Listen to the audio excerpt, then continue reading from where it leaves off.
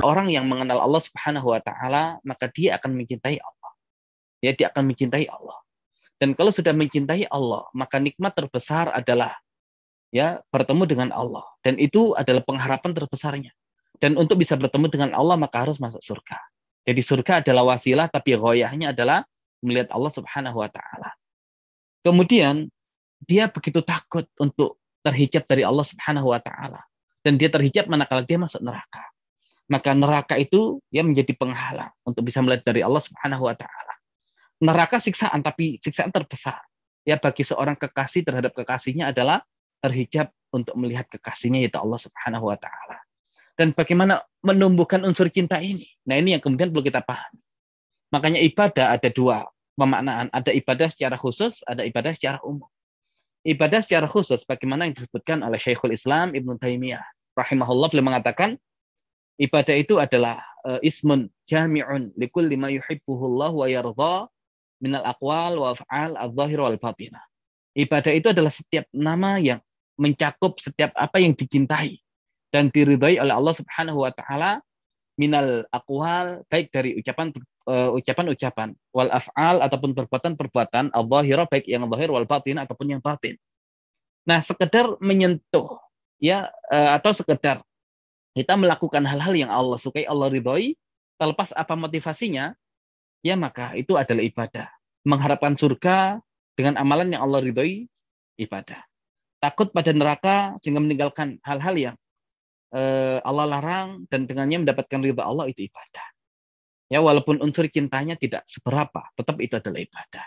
Tapi ibadah yang khusus itu adalah ibadahnya mereka yang mengenal Allah Subhanahu wa taala.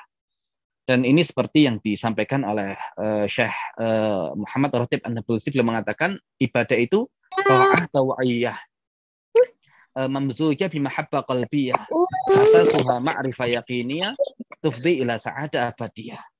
Ibadah itu adalah ta'ah taw'iyah, ketaatan yang bersifat sukarela. Ya, jadi kita ibadah itu sukarela, keridhaan kita, tidak terpaksa. Mamzujah bimahabbah qalbiyah, yang bercampur dengan kecintaan yang ada dalam hati. Asas suha ma'rifah yaqiniyah, yang asasnya, fondasinya adalah pengetahuan yang bersifat yakin.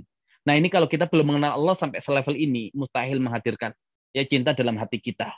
Dan kalau belum hadir cinta, ya berarti ujung-ujungnya iman kita itu masih belum sepenuhnya.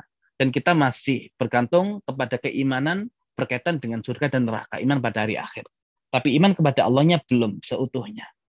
Dan kalau bisa yang demikian, tufdi ila sa'adah abadiyah.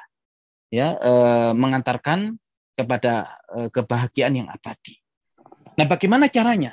Nah, iman kepada Allah. Tapi agar iman kepada Allah ini iman yang benar-benar. Ya, bukan sekedar iman yang hanya mengharapkan surga dan takut pada neraka, tapi iman yang melahirkan cinta. Maka iman kepada Allah itu berkaitan dengan ilmu kita, berkaitan dengan Allah. Dan ilmu berkaitan dengan Allah ada dua. Ada al-ilmu billah, ilmu berkaitan dengan Allah, al-ilmu bi awamirillah wa nawahi. Ilmu berkaitan dengan perintah-perintah Allah dan larangan-larangannya. Nah, kalau kemudian kita dahulukan ilmu tentang Allah, baru ilmu tentang perintah dan larangannya, maka yang demikian melahirkan kecintaan. Yang melahirkan kecintaan.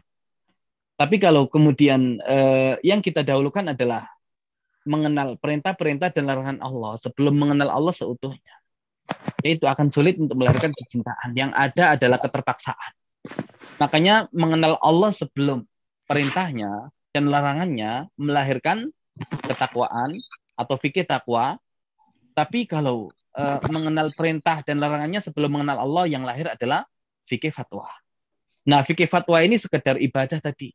Ya, hanya mengharapkan surga dan takut pada neraka. Tapi kalau fikih takwa, karena sebab kecintaan kepada Allah, ingin memberikan yang maksimal kepada Allah.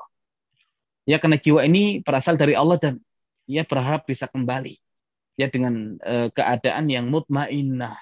Ya, dengan tenang menghadap Allah Subhanahu wa taala yang ini tadi disebabkan oleh ketakwaan. Makanya ya, untuk melahirkan konsep takwa tadi dimulai dari mengenal Allah, baru mengenal perintah dan larangannya.